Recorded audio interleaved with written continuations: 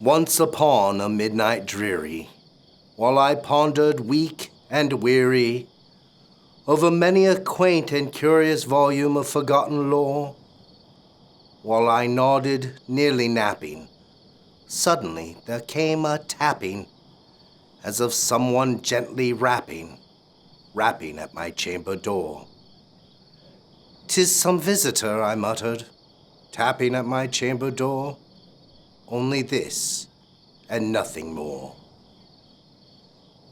Distinctly I remember it was in the bleak December, and each separate dying ember wrought its ghost upon the floor. Eagerly I wished the morrow, vainly I had sought to borrow from my books a crease of sorrow, sorrow for the lost Lenore, for the rare and radiant maiden, whom the angels name Lenore, nameless here for evermore. And the silken, sad, uncertain rustling of each purple curtain thrilled me, filled me with fantastic terrors never felt before, so that now, to still the beating of my heart, I stood repeating, "'Tis some visitor entreating entrance at my chamber door." Some late visitor entreating entrance at my chamber door. This it is, and nothing more. Presently my soul grew stronger, hesitating then no longer. "Sir," said I, "or madam, truly your forgiveness I implore. But the fact is I was napping, and so gently you came rapping, and so faintly you came tapping at my chamber door, that I scarce was sure I heard you. Here I opened wide the door. Darkness there and nothing more. Deep into that darkness peering, long I stood there wondering, fearing, doubting, dreaming dreams no mortal ever dared to dream before. But the silence was unbroken, and the stillness gave no token, and the only word there spoken was the whispered word, "Lenore?" This I whispered, and an echo murmured back the word, "Lenore!" Merely this and nothing more. Back into the chamber turning, all my soul within me burning, soon again I heard a tapping, somewhat louder than before. "Surely," said I, "surely that is something at my window lattice. Let me see then what thereat is, and this mystery explore. Let my heart be still a moment, and this mystery explore. 'Tis the wind, and nothing more." Open here I flung the shutter, when with many a flirt and flutter, in there stepped a stately raven of the saintly days of yore. Not the least obeisance made he, not a minute stopped or stayed he, but with mine of lord and lady, perched above my chamber door, perched upon a bust of Pallas just above my chamber door, perched and sat, and nothing more.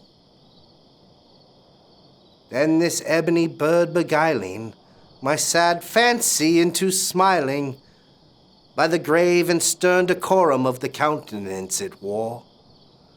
"Though thy crest be shorn and shaven, thou," I said, "art sure no craven, ghastly, grim, and ancient raven, wandering from the nightly shore.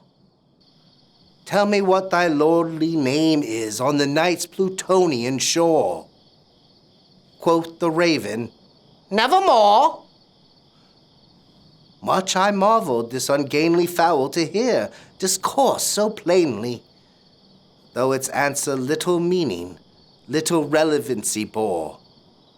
For we cannot help agreeing that no living human being ever yet was blessed with seeing bird above his chamber door, bird or beast upon the sculptured bust above his chamber door, with such name as Nevermore.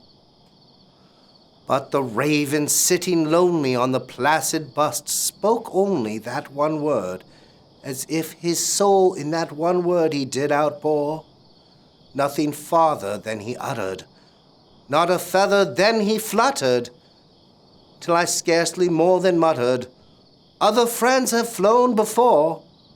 On the morrow he will leave me, as my hopes have flown before." Then the bird said, "Nevermore." Startled at the stillness broken by reply so aptly spoken, "Doubtless," said I, "what it utters is its only stock and store, caught from some unhappy master, whom unmerciful disaster followed fast and followed faster, till his songs one burden bore, till the dirges of his hope that melancholy burden bore of never, nevermore." But the raven still beguiling all my fancy into smiling, straight I wheeled a cushioned seat in front of bird and bust and door.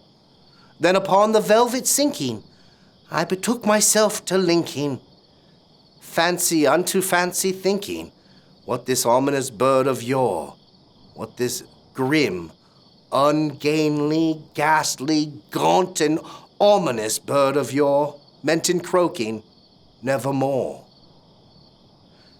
This I sat engaged in guessing, but no syllable expressing, to the fowl whose fiery eyes now burned into my bosom's core. This and more I sat divining, with my head at ease reclining, on the cushion's velvet lining that the lamplight gloated o'er, but whose velvet violet lining with the lamplight gloating o'er she shall press, nevermore.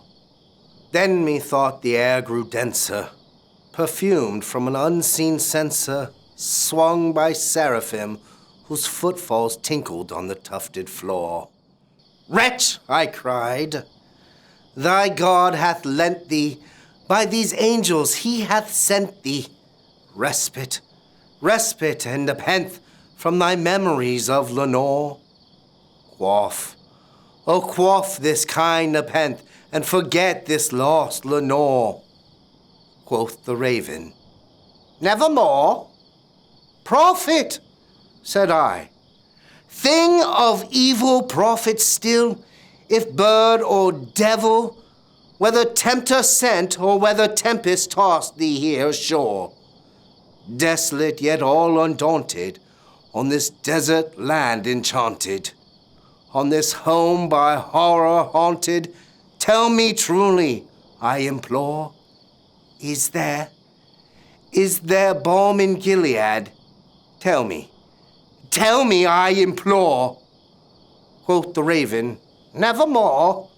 Prophet," said I, "thing of evil prophet still, if bird or devil, by that heaven that bends above us, by that God we both adore, tell this soul with sorrow laden, if within the distant Aidenn it shall clasp a sainted maiden whom the angels name Lenore, clasp a rare and radiant maiden whom the angels name Lenore." Quoth the raven, "Nevermore? Be that word our sign of parting, bird or fiend?" I shrieked, upstarting, "Get thee back into the tempest and the night's Plutonian shore. Leave no black plume as a token of that lie thy soul hath spoken. Leave my loneliness unbroken. Quit the bust above my door. Take thy beak from out of my heart, and take thy form from off my door." Quoth the raven, "Nevermore? And the raven, never flitting, still is sitting. Still is sitting on the pallid bust of Pallas, just above my chamber door. And his eyes have all the seeming of a demon's that is dreaming. And the lamplight o'er him streaming throws his shadow on the floor. And my soul from out that shadow that lies floating on the floor shall be lifted nevermore.